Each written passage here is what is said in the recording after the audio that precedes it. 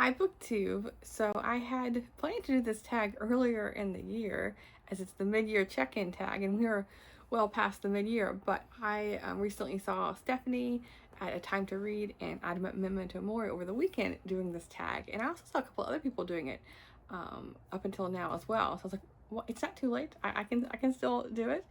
So and it's a good way for me to reflect on how the year is progressing so far. And so this is I feel like a perennial or an annual tag that's I guess it's been going around for 10 years. People were saying is that's quite the long time for a tag to be continually being used. But we'll get right into the questions. So as far as how my year has gone, I have read a total of 166 books, which I know is a lot, but it's also just when looking through all the books that I read, I'm not exactly satisfied. Not the number per se, but just the standout books that I've read. There weren't so many of those. It's more of me. It just reflects like my personal life of just trying to get through, trying to get through the year, and so I just need those easy, quicker reads. And so those aren't always. I mean, they can be, but they don't always stand out. 6 months in as like, oh, like books I will keep on my shelves as like favorites for all time. Not so much that, but we all have our ups and downs with life and reading and all of that, and so that's just how my year's gone. And it hasn't been a horrible year, it's just been a very stressful year for a multitude of reasons, and so I just had gone to reading for comfort.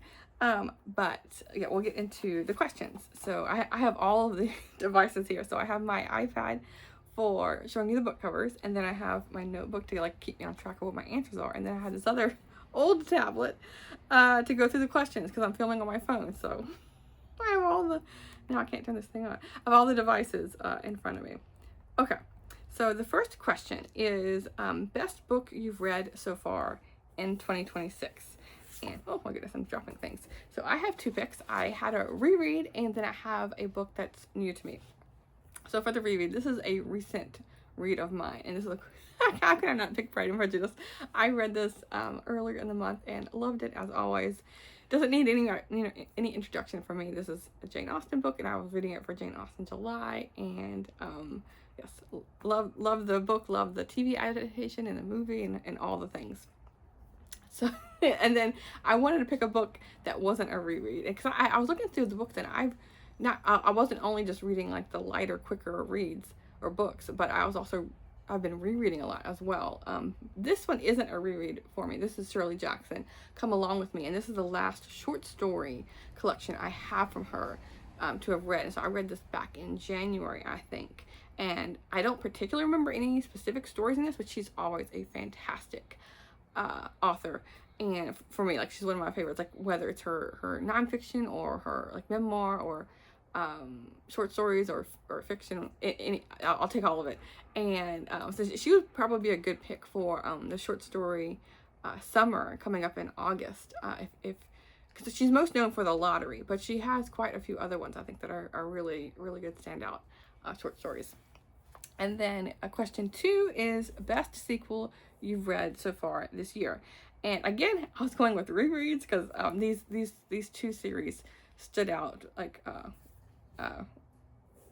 pretty ahead of the pack. And also, I haven't read too many other sequels except for these ongoing series that I'm in the middle of. So this is Betsy, Tacy, and Tib by Maud Hart Lovelace. This is book 2, I want to say. And this is only my second time rereading the series. Considering how much I really enjoyed it back in 2019, I think is when I was reading this for the first time ever. I had completely missed this when I was a kid myself and had never heard of this author. But this was one of the first reading events that I participated while I was a booktuber myself on here on Booktube. And I want to say Kelly over at Books I'm Not Reading, I know she for sure was one of the hosts for it. I can't remember if she was like the inventor of it or someone else, but I remember joining in and reading all the books, and I made a couple of book reviews, but then the other reviews for this series I was just including in my monthly wrap-ups. But this is about a group of friends, Betsy, Tacy, and Tib, and it's modeled off of Maud Hart Lovelace's own childhood, and so I feel like that makes it like extra special. And it's a lovely series, and I think right now I'm on book 6 in the series. And so I'm like slowly reading them throughout the year. And then the other sequel, because I want to pick just some of these are, like immediately stood out to me. So this is because I can't just pick just one. But this is On the Banks of Plum Creek by Laura Ingalls Wilder, and this is my favorite book. Well, it's hard to pick this as well. This is probably up there in my top picks for the Little House on the Prairie series. This is my favorite book when I was a kid. Again, like I always mention, like this cover is what stood out to me. It was like a cover by back when I was in elementary school, if you will, and using like the modern day phrasing of things. But yeah, this was a nice reread for me. And then let's see, this tablet keeps going to sleep on me. Okay, so number 3 is new release you haven't read yet but want to. I haven't been doing much current published in this year. I am not phrasing that right. I haven't read many new releases this year, if at all. I don't think. Maybe 1 or 2, maybe for 2026, which is abnormal for me. But again, I've had a kind of an abnormal reading year. But also, like just looking at what's been released, not much has caught my interest that I've been itching to read. But there was this one stood out, and this would count if I'd already read it for probably a favorite sequel, because this author never disappoints. And this is Paul Dorian, Storm Tide. I've read all the books and the short story collection that came out. Short story novellas in a way, but as these books were coming out, when there was like 0.5 books were being released, I had read them when they were coming out. And then when he released a bind up last year, I read all of that, which I was a little bit, not exactly disappointed the bind up came out, because then there wasn't like the annual new book for the series. It was like a gap in between, which at least I got something from the author, and there was one novella in there that was brand new to me that I read.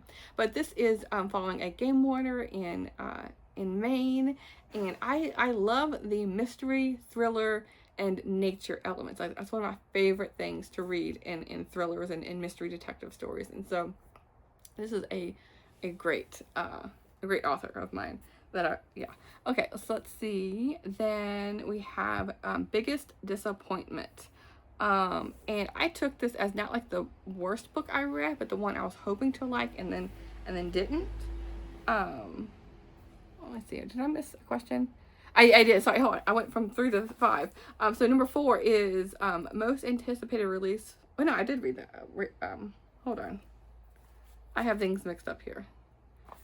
Because I have, new release you haven't read but want to. Okay, never mind. Yeah, I'm on track.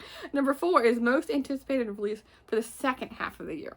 Okay, so for that, again, there was only a couple that I have saved that I want to borrow from my library when they do become available. And this is another long-running series.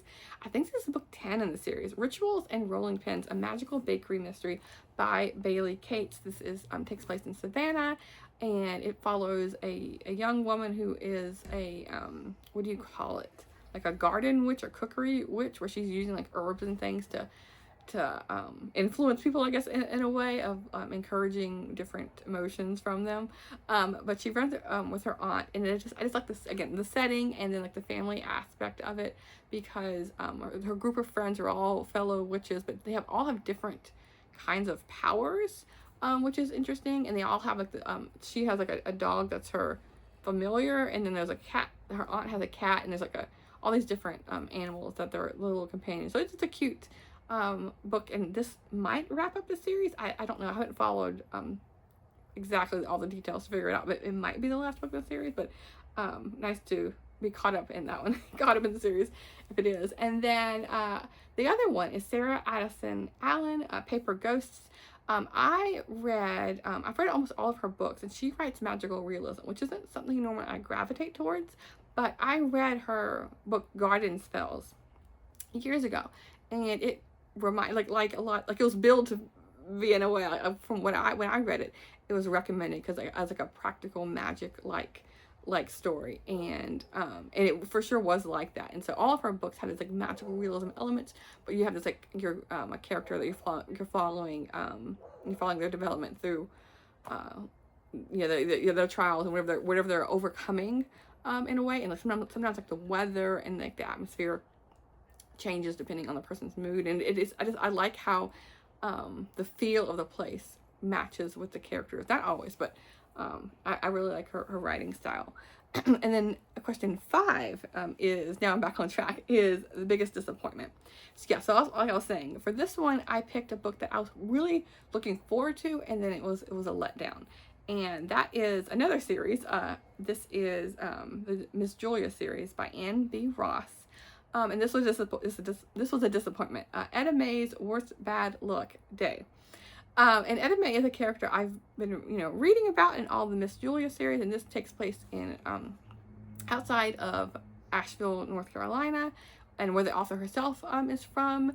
And Miss Julia is very like proper older lady who's very like traditional, and has all these manners that she likes to put on to keep things cohesive in a way, I guess, how you would say it. But Etta May is from like the wrong side of the tracks in a sense. She didn't come from money, and is getting by. She's working as a nurse, and is now running the local trailer park. And then Miss Julia has this like big old historic house, so you can see like there's a financial divide there. But Etta May has been like a side character, and has been very supportive, and has like these humorous elements throughout the series. So when I got a book focused just on her, I was all about it. But the story, like the plot line, literally just grossed me out, because she's somewhere in her like late 20s, early 30s, I want to say, but she is planning on this whole book. There's not a spoiler because it's the very beginning. The whole entire book, she is planning to marry this guy is like in his 90s, like I would say like 95 up. Like her grandmother thinks that her suitor is, and she doesn't even realize the grandma doesn't even realize it's the suitor until way later. It's older than her, older than the grandmother, way older. So it's just I did not care for that at all. If you wanted to show, excuse me, I take off my throat. If you wanted to show her trying to like climb up the ladder of like financial status and stuff like that, I feel like there's many other ways you could have done that without it being grotesque in a way. That's how I took it. It was just, and then also like not just that plot line, but the story, the characters themselves didn't exactly ring true. Like Miss Julia was in this series, of course she had to make an appearance for her own series, not as much as you would think, but she also didn't exactly ring true to who she is in the normal series. So this was just a huge letdown for me. And then the next one I think is a biggest surprise. Let me see here. Yes, biggest surprise. And this one is for sure was a surprise to me, not only like when I read it and how much it stuck with me, but also that it fits, that this is the book I picked for this question. And that is Dandy by Amy Dykman and illustrated by Charles Santoso. I read this for, was April the picture book readathon, and I read picture books here and there. Like I don't have any children myself, so I don't have like a gigantic collection of them, but I do read them if I find them at like little free libraries. Predominantly is where I will pick them up, or if I see them recommended on Booktube and they sound really good, then I'll check it out for my library. And this is one I saw, I think on Steve Donahue's channel, he was recommending it, and it stuck with me because it's about a little girl, a little lion, as you can see here on the cover, who who admires a little dandelion in her yard and wants to befriend it. And the dad is horrified because where there's one dandelion, there's gonna be many dandelions, and so he's constantly trying to chop down the dandelion, mow it over, all these different, pull it out, anything like that to get rid of this dandelion. But the little girl keeps hanging around. And so it's just a very cute story. So now every time I see a dandelion, especially in the spring, I think of this story. So I'm just like shocked how much this random picture book has stuck with me. Let me see here. And then the next question, number 7, is favorite new author, debut, or new to me. And so I picked, I own it. It's somewhere over here because I own it because this is one book in the series, but this is not an author, so new to me author, so I needed to keep the book to remind me to pick more of these up, but she's hard to find. This is Jo Derasecki, Out of Circulation, a Miss Zuka mystery, because this is another cozy mystery. This takes place in Bellingham, Washington area, and I was really blown away by the storytelling. I really liked how the plot moved along and the character development and all of that, and so I just wanted to read more from her. And so this for sure stood out to me. This is like book, I don't know, 3 or 4 in the series, but there's only 2 books I can find at my library that's available digitally, so I'm gonna have to hunt her down. There was a cat in the story as well. I can't remember the cat's name, but and yeah, you can't you can't turn down a book with a cat in the store, or on the cover, like a lot of cozy mysteries, and yeah, and dogs as well. Let's see, number 8 is New Fictional Crush. Did I write anything down for that? Let me see here. That's number 8. No, yeah, I didn't. I skipped right to the next one because I was like, oh, I can just like switch it over to like my favorite character. But no, because the next question is your new favorite character. And so I was like flipping through things, and so I found With the Chicken Nose by Cy Montgomery, a new appreciation of the world's most familiar bird. And this was just so much fun to read, and it's another book that was so short. It's part of like little short novellas, I guess, that she is writing, and this one is all about chickens, and I just really liked it. And it talks about what Cy Montgomery thought of chickens before she had them, and then when she got her house, she was given some chickens to raise, and that was her like first encounter with them, and like over the years, what all she has learned about them. And so I just thought it was a really cute story, and so I'm picking chickens is my favorite character. Then number 10 is Book That Made You Cry. I haven't cried at all from a book, but a story that was just depressing and very sad. And what was like completely surprising too was a book by Richard Peck. It was surprising because I read a lot of Richard Peck's books, and none of them have made me, most of them aren't sad at all, but this one was. And this is Are You in the House Alone? And it's about a girl who is getting stalked, basically, and she can't figure out who it is. But the middle of the story and the ending was just so depressing, because she basically, I don't want to give the story away if you want to read it, but because Richard Peck is a really good author, but she let things happen to her when she could have done things differently. And I feel like the author did that because it's very much, I feel like, true to life in a way. Like you're thinking, the bad things won't happen. And I mean, not the bad things won't happen, but like, oh, if I ignore it, or if I don't say anything, then they'll calm down and go away, or something placate the. I can't talk today. To keep things calm, and things will work out. But it did not work out at all for her. And then when things go into the court of law, it's also horrifying how it all plays out. And it was just, and then how it ends. It's just like it didn't get the resolution that you would hope for. And again, I feel like it's true to life, unfortunately, but it doesn't have to be this way, I guess. You want to say like that. Then number 11 is Book That Made You Happy. And so really I want to recommend all of this author's work. This is Susan Scarlett, The Man in the Dark. I've been making my way slowly through all of her books, all of her backlog. She wrote, I think, 10 or so in this series.